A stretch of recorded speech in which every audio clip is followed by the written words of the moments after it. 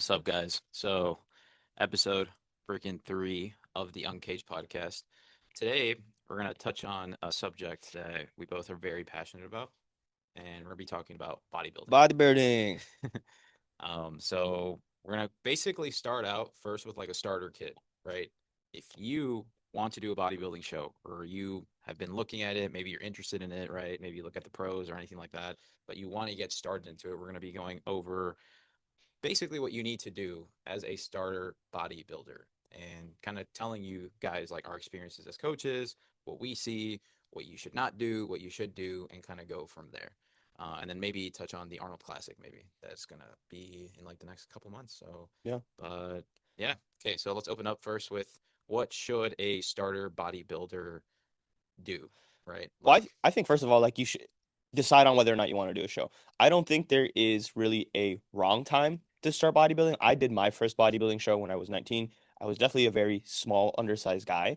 But that's why they have teens divisions at bodybuilding shows now. A lot of shows will have teens divisions, and it's a great way for you to get your feet wet in the sport.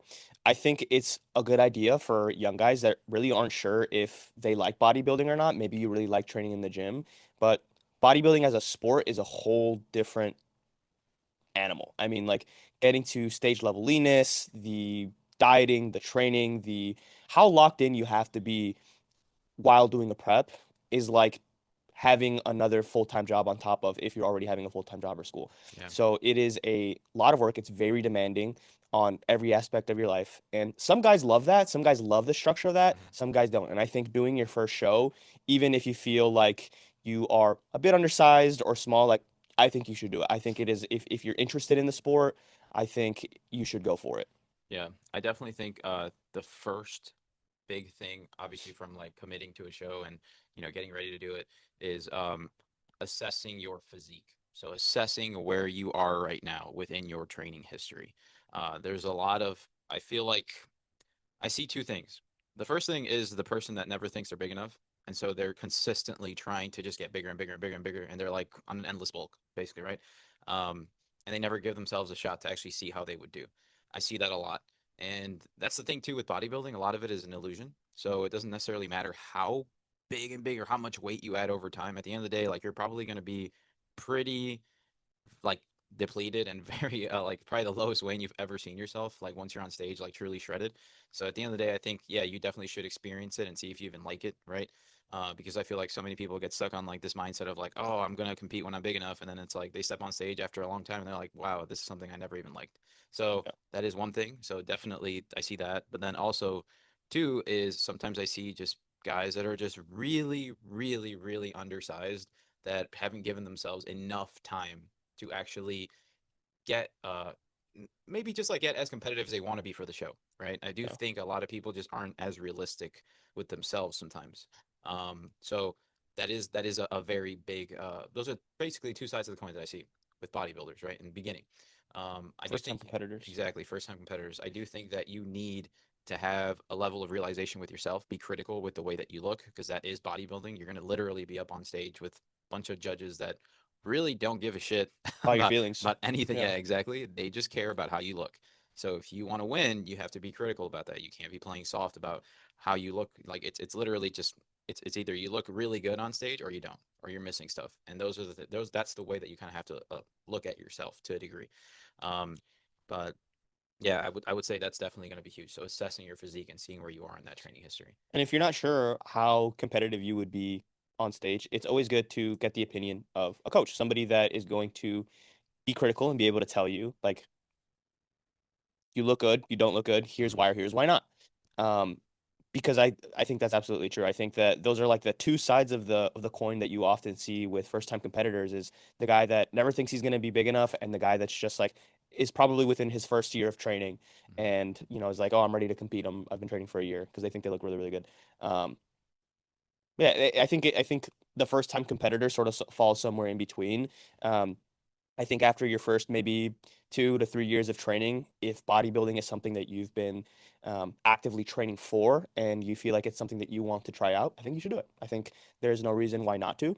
Um, a lot of guys now are starting very young, as early as 14, 15 years old. I see physiques in here all the time at the gym that, you know, guys that are 17, 18, 19 years old that look really, really good. And a lot of them we've helped put on stage um, and have been very competitive. So um, I think if that's you, if you find yourself sort of in that position and you're contemplating whether or not to do a show, if you're not in a sport already, I'd say go like do it.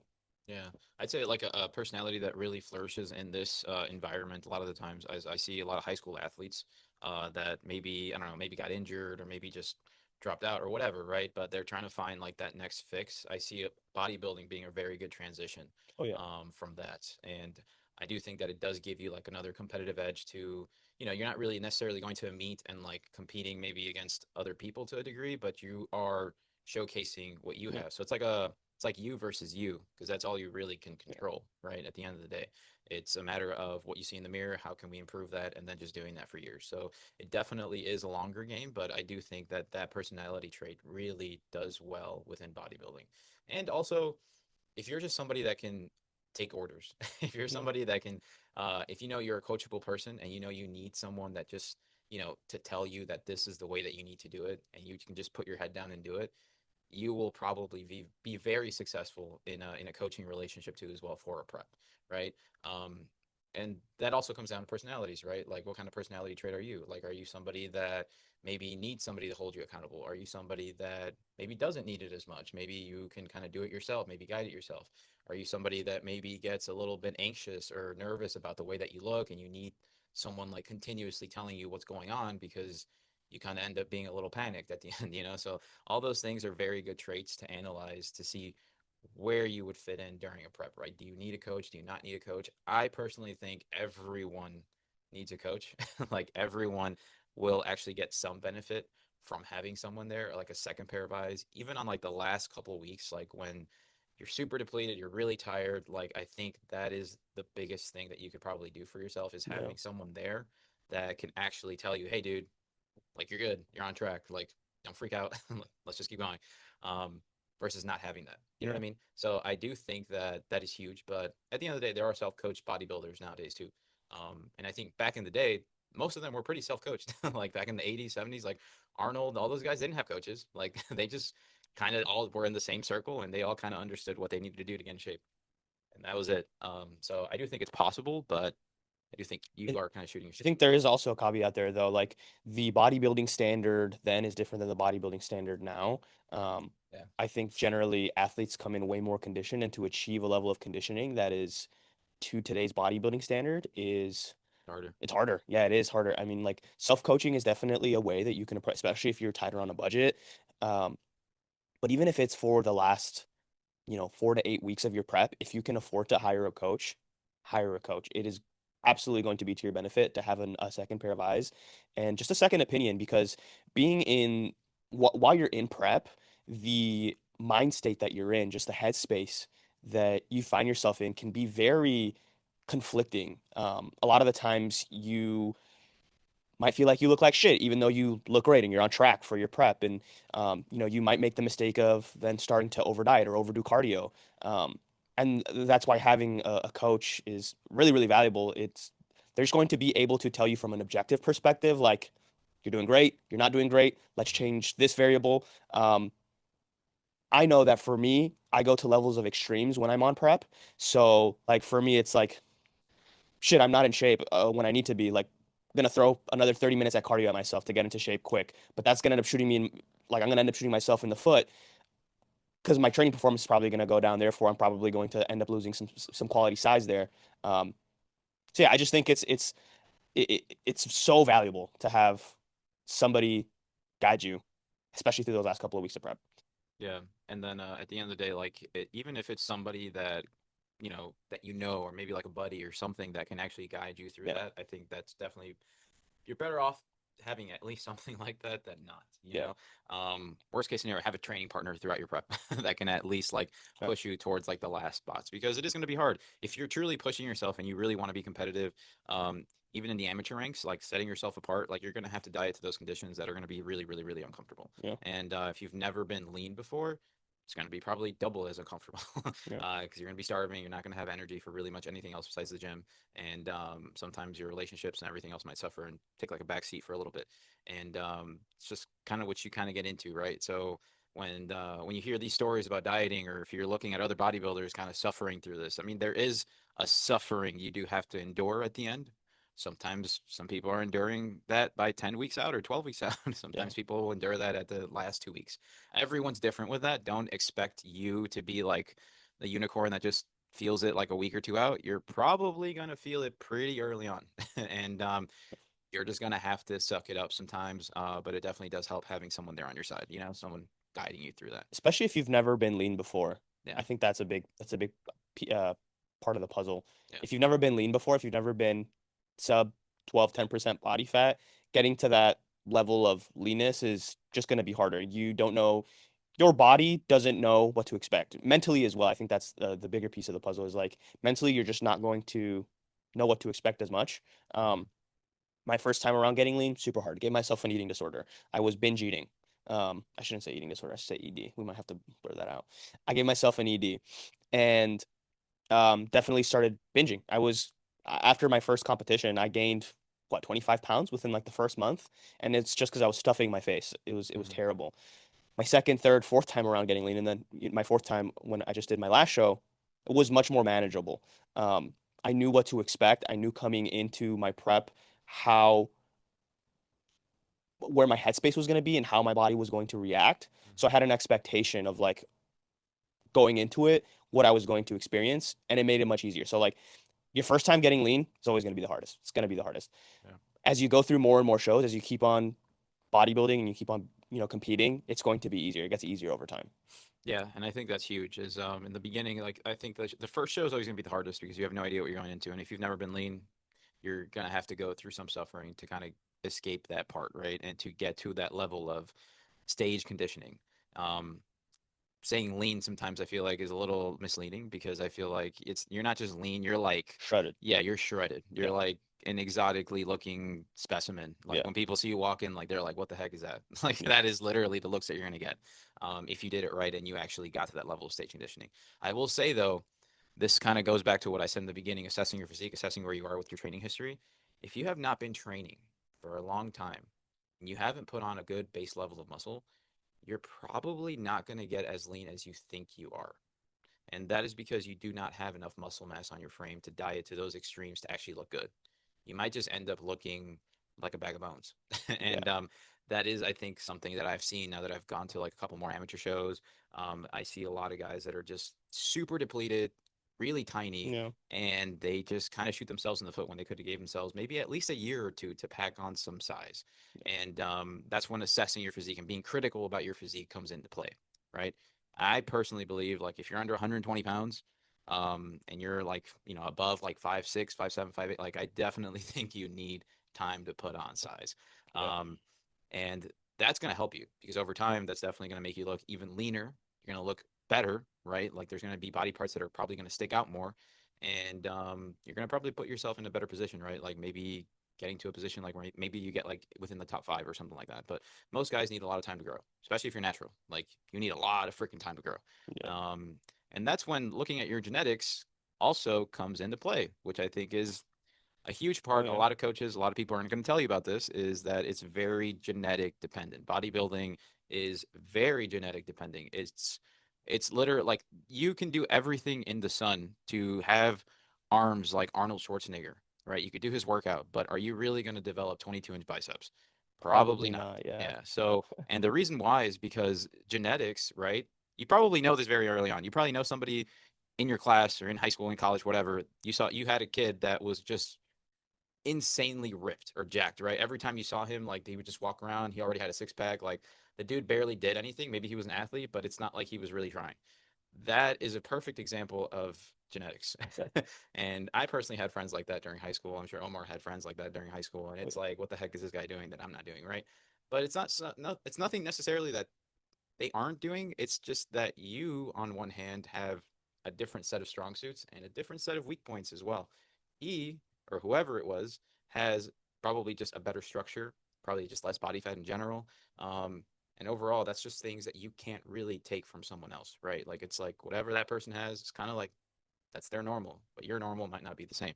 So that's kind of like the biggest thing is that you have to assess your genetics. You got to be real with yourself as to like, okay, am I really going to be this person, or do I need more time to really build out my physique and then get to my genetic potential, right? So I think that's huge. I think a lot of guys don't really do that in the beginning. They're not like real with themselves, you know what I'm saying? And I feel like that sometimes like hurts them, you know what I mean? Yeah. So, but yeah, I mean, that I feel like at the end of the day, like the genetic portion of things, like you can definitely outwork some of your genetics over time. I definitely think you can add size to Yeah. that, but sometimes the shape or the way something Yeah. looks might not necessarily change. Yeah, you can't change that. You can't change your structure. You can't change your shape. Mhm. Um, that's just something that you're born with. The shape of your muscle bellies, the structure of your bones, like that Mhm. is something that your height, right? I mean, I think that's like the plainest example of it. Like you can't change that. And so you have to work with what you have. And everybody's gonna have a set of strong points and weak points. Um, and I think, especially for your first show, the guys with just better genetics are generally going to be the ones that win. Over time, that might change because you might be more, your genetics, your strong suit, you just might be more predisposed to be able to put on more size quicker than the guy that has better structure, right? Mhm. And that's what we mean by it when we say like everybody has different strong points, everybody has different weak points, is like you might be the guy that can just pack on muscle like it's nothing. I think a good example of this in the bodybuilding world is like Nick Walker. Nick Walker is a guy that, now granted, we're talking enhanced now, but he is one of the biggest guys in bodybuilding. He's ginormous. He's huge. Call him the mutant, right? But he doesn't have the best structure. He's not the guy with the best He's shape. not the prettiest. Yeah, he's Yeah. not the prettiest guy. Very freaky looking, very Mhm. huge, great bodybuilder, but he doesn't have the best structure. And then you have, your other guys. What's a good example? I don't know, like Andrew Jacked. Andrew Andrew Jack. Jack, yeah. Yeah, I think More he's a great aesthetic example. physique. Yeah, Yeah. very aesthetic physique, very flowy, very pretty, but he's not the biggest guy, Yeah. right? Like that's where he lags is Like he's big compared to his yeah, height, but he's definitely not as like stacked together because he's just not as short as like the other bodybuilders that are like just more proportionately shaped, right? More bubbly looking. So that's I think that's a big thing too is height, you know, like that's genetics as well. But so you just have to play into your strong suits. yeah. And over time, as you build that initial base after your first, between I would say 2 to 4 years of lifting, after you're building that initial base, um, then you can really begin to really see what your structure is like. That's when you really can find out like, here are my weak points, here are my strong points. What do I need to specialize in to be a more competitive bodybuilder? Um, and I think that's where a lot of your initial um, attention should go after your first show is like, okay, I did my show, I got judges' feedback. Where do I need to focus my attention for the next time to be more competitive? I'm gonna be real with you guys too. Like when it comes to judges' feedback, because you will get a point after you're done with your show where you can get judges' feedback. A lot of the times, the same judges' feedback that you're probably gonna get is you just need more size, in general, right? Yeah, And that's just gonna be something that's kind of common within the bodybuilding realm. It's a muscle show. Like you have to go on stage with the most amount of muscle yeah. and honestly the best conditioning as well, right? And over time, that's what judges want to see, right? In order to see who wins this show, right? There's a lot more things that kind of go into the way that they rate bodybuilding shows, but I would say the biggest things is how big you are, how pretty you look, right? Like aesthetically, proportionately, right? And how conditioned you are. Yeah. I think those are like the biggest three things that most judges are going to look on. Um, I think that's gonna get into like now like category based. So yeah, I think it's a good segue into like um, when you're picking your first show, one of the first things that you should do is pick a federation and a category. yeah, So federations, there are a couple of really big ones. There's the NPC, there's the OCB, and the WNBF. WNBF, yeah. WNBF. Those are probably like the three biggest, at least in the States. Um, the OCB and the WNBF are both natural federations, so they're natural only competitors. They are both drug tested. And then the NPC is the biggest federation. They're the one that feeds into the IFBB. It is the most prestigious, the most competitive federation that you can compete in. So that's first, like decide what you want to compete in. And some of it might also just be show dependent whenever you're ready to step on stage, whenever you feel like you are going to, if you're working with a coach, whenever that timeline sort of falls under. Um, well, because there's different shows at different times of the year.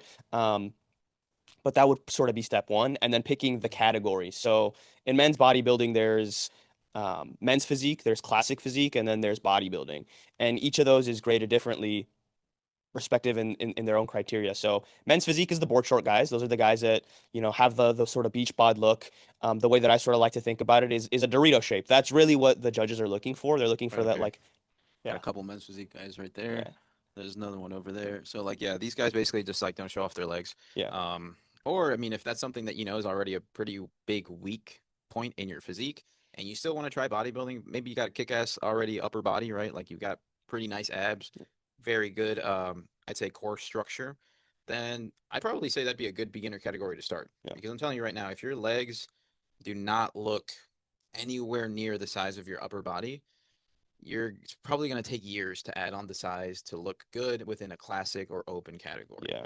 Um, These guys are generally also not as conditioned as the guys in classing and bodybuilding. So getting to that level of stage leanness is a little bit easier.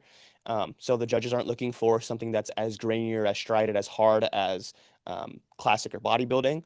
Um, but yeah, like Gon said, I think this is a great category for somebody that, especially like maybe has an underdeveloped lower body, but you have a really good upper body. They're looking for really big fucking lats, really big shoulders, decently sized arms, and just like a really aesthetic midsection. So yeah, that's men's physique.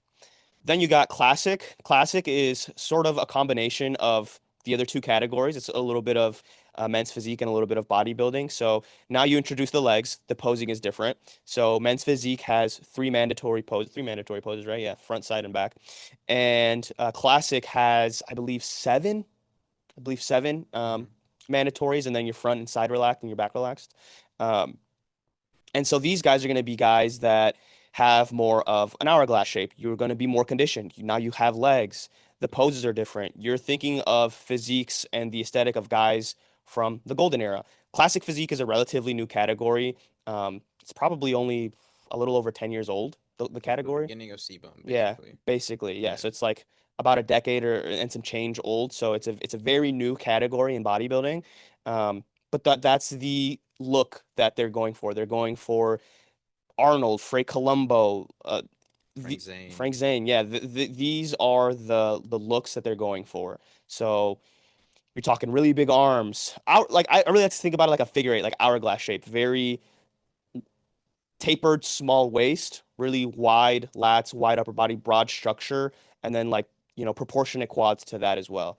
Um, Definitely, I do think though, compared to the golden era to now, the biggest difference is that the classic physique category now is just incredibly more conditioned. yeah, So it's not just like, oh, I can look like how they looked back in the 80s or 70s where they weren't as conditioned. No, yeah, like nowadays, every freaking category is more conditioned. yeah, So, to that degree, yes, that's something you should also weigh in, is yeah. that just everything is just going to be relatively more conditioned. But in general, yeah, these are like, I would say, classic physique guys, like you look at them and you should be like, wow, that guy looks pretty freaking aesthetic. Yeah. Like it just looks crazy. Like tiny waist, uh, ginormous lats, nice arms, like roundness in like the quad. Everything is kind of there, almost like a bubbly Yeah, figure, right? bubbly looks do very well in this Yes. category. Yeah, hmm Nothing overly huge, right? Like I wouldn't say. I mean, these guys are still, big. relatively, Yeah, right, like bigger, but they're not like mass monsters, right? That's kind of heading into yeah. more of like the open Yeah. category, but So yeah. classic definitely rewards more of the shape and the flow of the physique, and that's going to be the biggest difference between classic and then bodybuilding, which bodybuilding is going to award more size. So the judges are still looking for shape and aesthetics. Like that's something that they still grade for and are still looking for, but size is going to be greatly rewarded in this category. So this is where you see the biggest guys, the freaks, right? The more muscly looks. Um, and that is Also just depends on the category though. yeah, Like, sorry, the federation you compete in. yeah, So, like, I do think in like the natural federations, the open guys, I don't think are like mass monsters in general.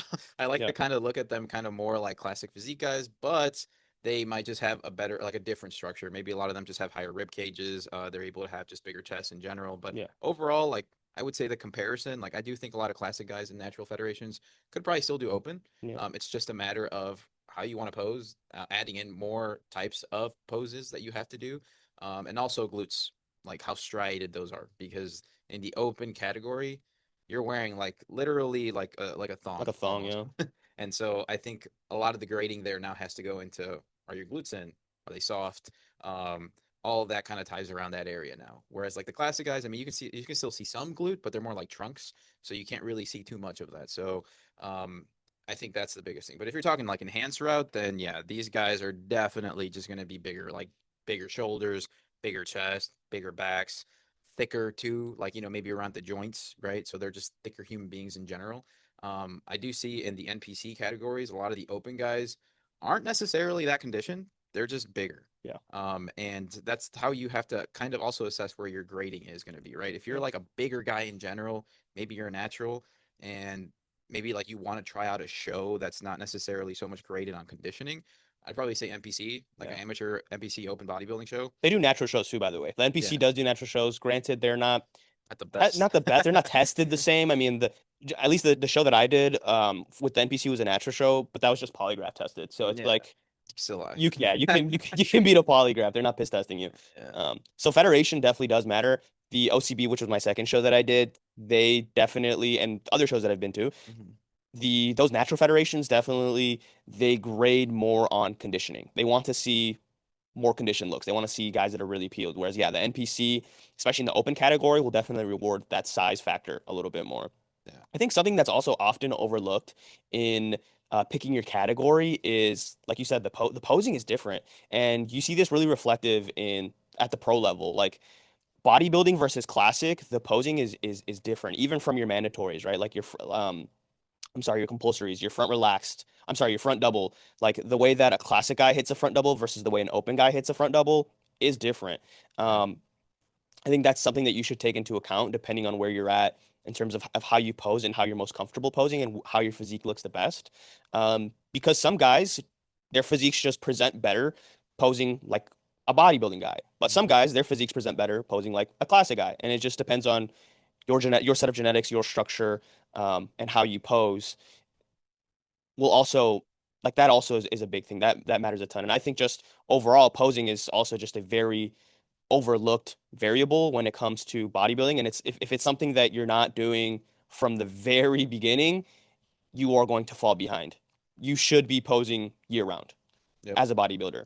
Off season, on prep, doesn't matter. You should be practicing your posing year round. That cost placings. We've seen it at shows where some of the best physiques lose placings because their posing is off. They just don't have good posing. Yeah. And so making sure that you're doing that year round, getting familiar with the poses, getting comfortable with the poses, knowing what poses are weak points for you, and focusing on that, I think is also going to really help you. Because you could be a smaller guy, but you'll win a show because your posing is on point. It's like a dance, like you really have to teach yourself the choreography, and you're not going to get good at it unless you actually get in those positions, right? And you see a lot of guys that start posing like 2 weeks out, 3 weeks out, and it just shows on stage because now they can't hold it for their life on stage, but also they start sweating, their tan comes off, and it just looks bad. You can tell. You can definitely tell if you're part of the audience. You can see that guy that's like shaking, struggling, and like it just looks bad. He could have came in really good shape, but he's not showing his best physique because he's not able to hold those poses, right? So you do see that a lot. I definitely do think that is a huge thing that a lot of bodybuilders should practice, obviously. Like that's what you're going to be doing on stage. It's like trying to get into soccer and you're not playing with the ball. Like you're not doing drills with the ball. Like you're just kind of running. Like, yes, some things are going to transfer, right, by you running and getting better at endurance. But if you're not actually practicing with the ball, like how is that going to translate on the field? You know what I'm saying? It's the same exact thing with posing and bodybuilding. I think that you really need to see yourself in the mirror, have people assess you, and work on your positioning. Because you might be thinking that you're hitting certain things right, but then you actually look at yourself or you look at a video or somebody assesses you and you're like, whoa, this looks awkward. This looks weird, And that's when you have to be critical about that and see, okay, what can I do to make this look a little bit better, right? So at the end of the day, it's, like I said, the judges are going to be very critical. If you're not able to get these things down, they're not going to care. They're not even, sometimes they're not even going to tell you if you missed a pose. I've seen guys on stage that like, the judges say, all right, quarter turn, they quarter turn the other way. Nobody fixes them. Yeah. They don't care. The OCB might be cooler about that. I have seen the OCB. Yeah. Some of their judges are cool. They will tell you. But the NPC, they don't Number 25, other quarter turn. Yeah. You better hope you have a coach or somebody that's yelling to tell you to turn. The other way, yeah. Or you're just going to look like a dumbass on stage. You know what I'm saying? So, like, that's the thing. So I definitely think just knowing that, being sharp about it, like listening also is huge, right? Like when you're going through all those things. But yeah, I think posing in general, definitely a couple rounds like every single week, or maybe after every session, every training session is a good habit to practice. Obviously, increasing that more as you head into a prep, but off season, still, you know what I'm At least a saying? couple Like, times a week, yeah, dude. a couple Two, times a week. two, 3 times a week. Bodybuilding is all an illusion, right? You can make yourself look like you have more size just based on the way that you pose, and you'll out beat out guys that are bigger than you. Um, Yeah. no. So tying into the next segue, which we haven't touched on yet, is nutrition and training. How should your nutrition and training be structured to head into a prep, right? Oh man, So it's loaded. yeah, that's a very loaded question. So we'll try to like touch on it a little bit. But okay, so I think the first thing when it comes to your nutrition, right? Food in general throughout your prep, before even heading into a prep, I definitely think you should be in at a point where you're not starving yourself, probably. I think that'd be a good starting point. But also, you should be at a point where you should probably already have enough calories, right? Like you should have enough calories in general to like the point like where you are, like I said, not completely starving, but also just heading deeper into a diet, right? So, because that's all you're really going to do, like heading into a prep, is you're going to be dropping calories. You're going to be probably deprived a little bit. So, all those things combined, I definitely do think that you just have to put yourself in a position where you're just not completely starving because the rest of the 16, 20 weeks that you're going to be doing, Yeah. like, it's going to be pretty freaking hard, right? I think having a longer prep timeline will serve you well. It's always better to have more time than less time. I think you shouldn't start. I mean, and it's also going to just depend on where you're at in terms of your body fat, um, where you're at in terms of your conditioning, all that stuff. But I think having a longer prep generally is going to be better, even if you're already starting out pretty lean, just because it's going to allow you more time to ease into the hard part of a prep. Um, but also, if you need to make adjustments, um, you have more time to do it. And I think like the times that I've done a prep where I've had like this last prep that I did, I had more time than my first prep, and I definitely came in better condition. And it's just because I had more time to lose body fat. It was a slower rate of loss for body fat, which allowed my training performance and energy in the gym to stay really high. So I retained more size than I did last time, and that served me very, very well. Like even going into my last couple weeks of prep, even though I was hungry, I was starving, all that, I felt relatively good. Like I felt decent. I didn't feel like I was dying. Um, and that's something that I think like a lot of first time competitors sort of get wrong is they try to rush into a prep and do a prep in 12 weeks and try to diet down way too quickly. And it's like, You have a lot more to lose. Yeah. yeah, you have a lot more to lose. And like the simple fact is going to be, you're just going to lose more size. You're going to be more tired, more fatigued, more lethargic. Your training performance is probably going to go down. That's just something that you have to assess properly before starting a prep is like, what should my timeline really be? Hmm. And I think like picking out like basically like a base set of calories that you know for a fact are keeping you in a deficit. Understanding like at least where you are maintenance wise, right? So this is when it comes very in handy to just know where like what your current activity level's at. Getting an Apple Watch is very good for that. Seeing where like if you like just understanding macros in general, I feel like is huge, right? So like before you even head into a prep, like I do think that you should have some experience understanding how to track that, Understanding food, just in general, understanding and food, nutrition. Yeah. like having a weight scale, weighing your food out, like all these things are going to help you so that if you're ready to commit for a prep, you're not just starting all these different habits like on day one Yeah. and you're just overwhelmed because, oh my God, I got to weigh my food out. I got to do this. I got to do that. Yeah. And if you have other responsibilities outside of this prep, right? Like you have a job, you have to go to school or whatever, right? Like this just adds on to that stress. So I think giving yourself a time, like a pre-prep phase, which I really like, Yeah. maybe taking the first 4 weeks before a prep to just assess these habits and make them something habitual for Yes. yourself, removing the crap that you're probably eating right now slowly, and then drip feed that into your first week of prep is going to make it so much easier for you. 1000%. Because now you're already in the mindset. You're already in the mindset of I know the foods I need to track. I'm meal prepping. I'm not really stressing about this stuff because now it's a little bit more. You've become more adept at it. I'm doing cardio. You're doing your cardio, right? You're training. So all these things now are being knocked out that it just makes it a little bit easier now, right? So now the first week heading into a prep, you're just like, all right, cool. Like Cool. we're good, Yeah. ready to Push the let's keep going. variable a little bit more. Yeah. Exactly. And then everything else just intensifies from there, right? So I do think like setting yourself up that way will definitely lead you to better success. It'll give you more time, which if it's your first show, I don't think you could have not like enough time. Like I definitely think like giving yourself more than enough time is always going to be better than not.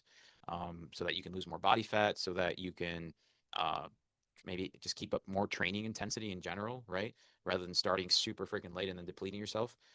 So all those things combined, I think nutrition, that's what it's going to play into. How you go from there, right? Whether you just stick to a base diet of calories and then reduce carbohydrates or reduce fats, it's completely kind of up to you. It really just depends on how you want to structure it. There's a lot of people that do calorie cycling. There's a lot of people that just go no carb. There's people that do freaking carnivore. You know what I mean? Like it just depends on the prep scenario that you're leading yourself into. I will go as far to say that as a bodybuilder, you should leave carbohydrates in. You should have an optimal amount, I would say minimum like a gram per pound of protein, like throughout your whole entirety of the prep, sometimes even a little bit higher as you get to those more depleted stages. But your carbohydrate sources should stay in throughout the majority of prep. Now, depending on the body fat percentage and how hard you have to diet, that might have to go like pretty freaking low, not gonna lie. But if you did it right and you had a pre-prep phase and you gave yourself enough time to maybe shed off a good amount of body fat and you're within like 15% now, 14%, I would say keeping in carbohydrates and then lowering fats would probably be a better way to kind of optimize that. And then if you want to experiment with some calorie cycling, maybe add in some low days where you maybe subtract your fats even further, subtract carbohydrates to push more fat loss. That would also be really good. So you can get as complicated with nutrition as you want it to be. At the end of the day, what's going to matter the most is, are you in a deficit? Are you inducing a calorie deficit either through food or through activity? And can you stick with it long enough for it to matter? Yeah. Right. For it to show on stage and for you to actually see yourself fat free. And everyone's going to be different with that. So maybe some people do better with higher fats. Some people might do better with higher carbs. Some people might not need a gram per pound of protein. Some of them maybe might just need 0.8. You know, maybe some might need 1.2. It's just a matter of how you're digesting this stuff, and also, are you inducing that deficit to get in shape? Yeah. So I think food sources is also a really big one. Yeah.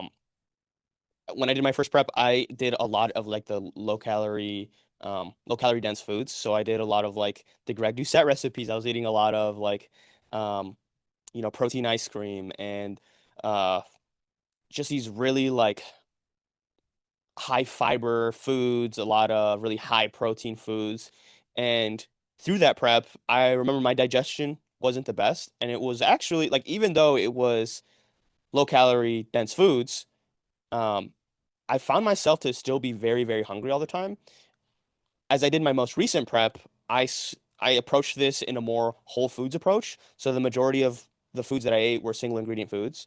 Really, the way that I structured it was like a base of protein, a carbohydrate source, and then like a vegetable, and that was it. Felt much better, and I actually felt a lot more satiated than I did the first time around. Um, and I think that that's attributed to the fact that it's a whole foods diet. Now, of course, it's going to depend on a person. Like different people are going to react differently to different foods. That's just the way it goes. But hold on, sorry guys, intermission. intermission. There's somebody at the front door right Hey, what's now. up? Sorry, no, we're just recording. You're good.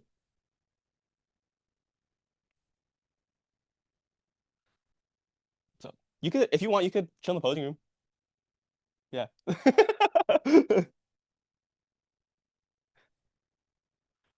But Sorry, one of my clients is here. Actually, one of my posing clients. So yeah, going into the the structure of foods. Yeah. Yeah. So more whole source of food. Yeah. Yeah. Which honestly I agree with as well. I definitely do think that prioritizing like just your meat and potatoes, your rice, your vegetable intake, Yeah. just making it almost as plain as you can be, Yeah. I think will set you up for a good prep in the beginning. I don't think that glamorizing the extremely fun anabolic recipes that you see online are definitely something that You should rely on. you should rely on. Yeah. Maybe every once in a while, if you really get like a ginormous craving and you're like, oh my God, I'm going to cheat on my like everything right now, just for this one time. I have seen that, maybe just doing like a lower calorie recipe or higher protein recipe Yeah. like that might help you with that craving, and then you're fine, right? If that's the case, cool. But I'd say most of the time, having a palette of foods that are pretty neutral, like, you know what I mean? Like, doesn't mean that you can't season your food. Like, you can still season your stuff, make it taste, better. Yeah, like I have clients that do like Ninja Creamies every night and they do very well on that, and that's Yeah. totally fine. Mhm.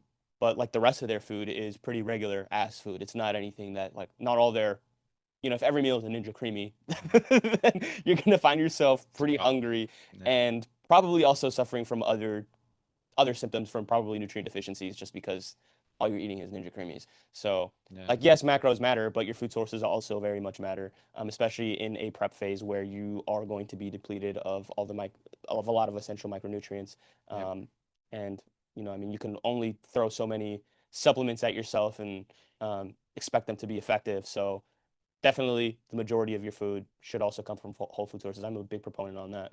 I have found that it is like not only with myself, but the way that my clients respond to whole sources of food is also just better.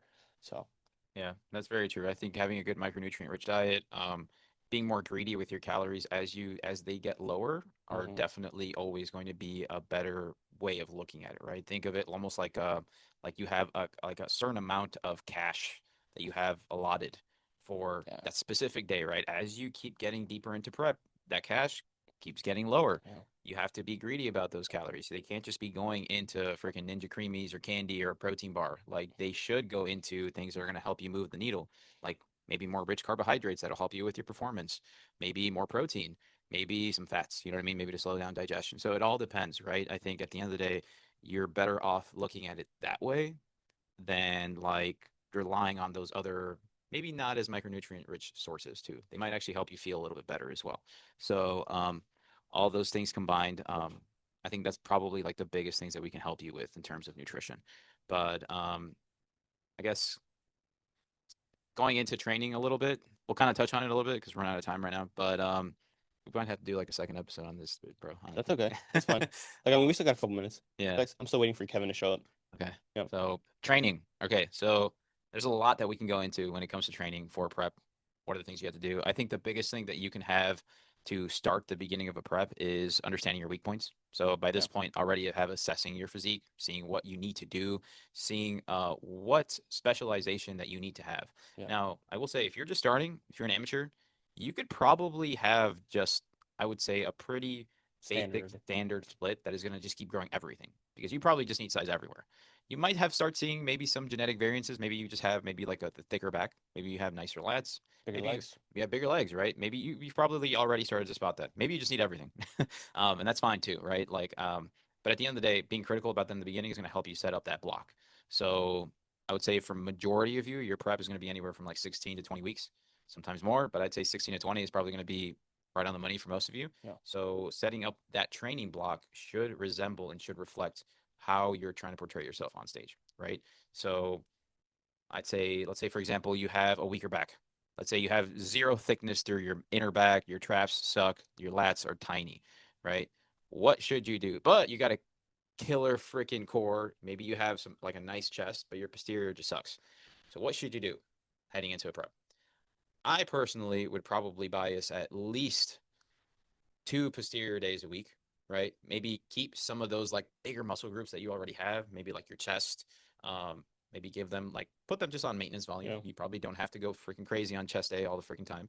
And what I would do is probably prioritize a day where you're hitting maybe um, portions of your lats, and another day where you're hitting maybe portions of your traps and maybe your inner back. Yeah. So, and then training some erectors too, which are the two long muscles that go along your spine.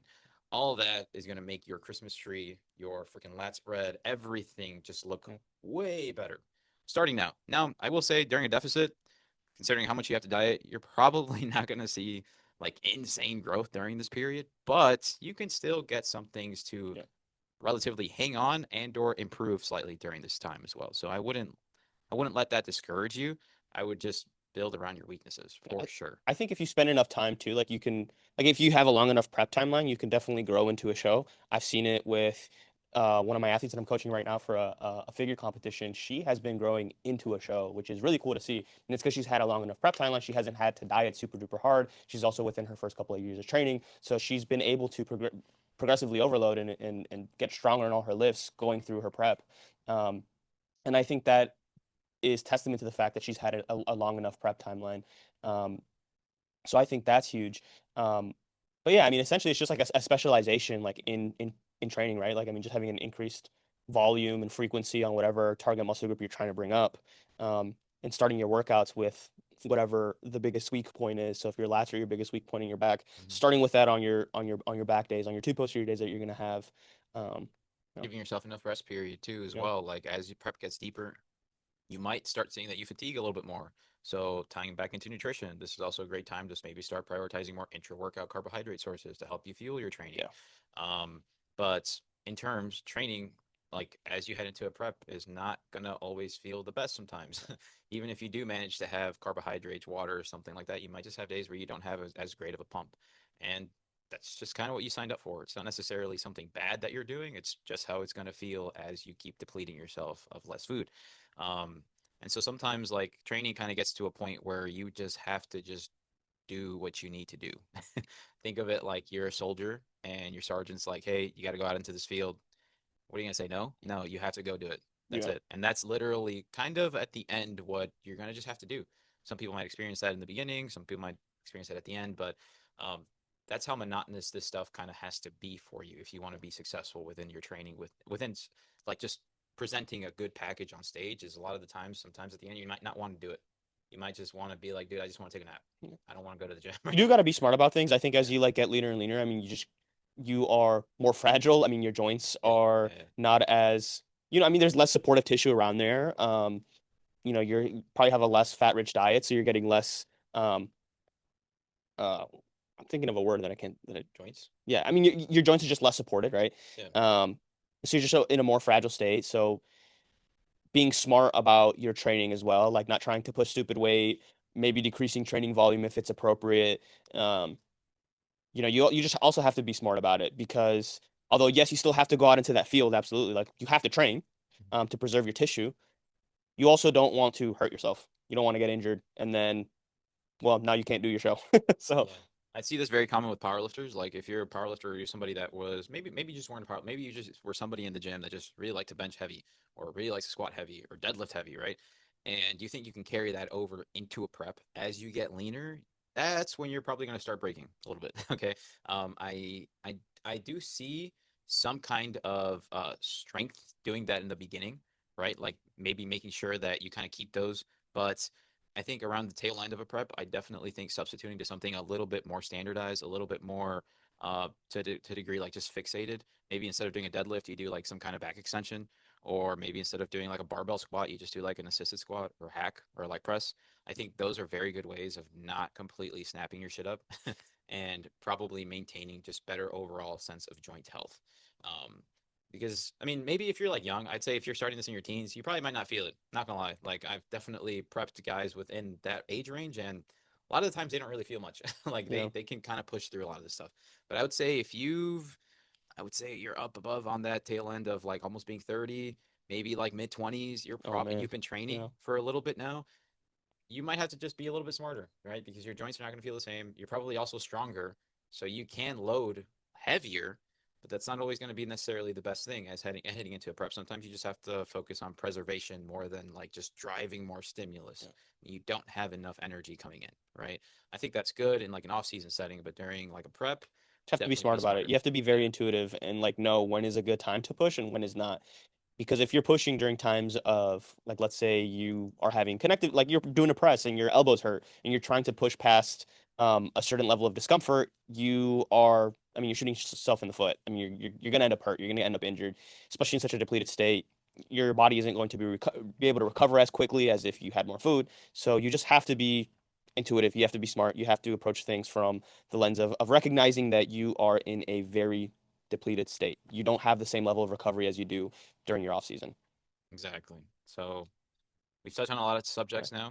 We're most likely going to make a second part to this. There's a lot to touch on. There's a lot that we had to kind of rush over a little bit, but yeah, there's still a lot more things that we can kind of go over. So let us know if you guys really like this podcast, really like this video. Please share it. Please like it. This helps us out a ton. And let us know what topics you want us to talk about in the comments as well. Yep. We want to make this a educational resource for you guys, as well as something that we're really inspired by the guys over at RBP from Real Bodybuilding Podcast, Fuad and those guys and Bro Chat. So that is something that we are trying to not necessarily replicate, but take inspiration from.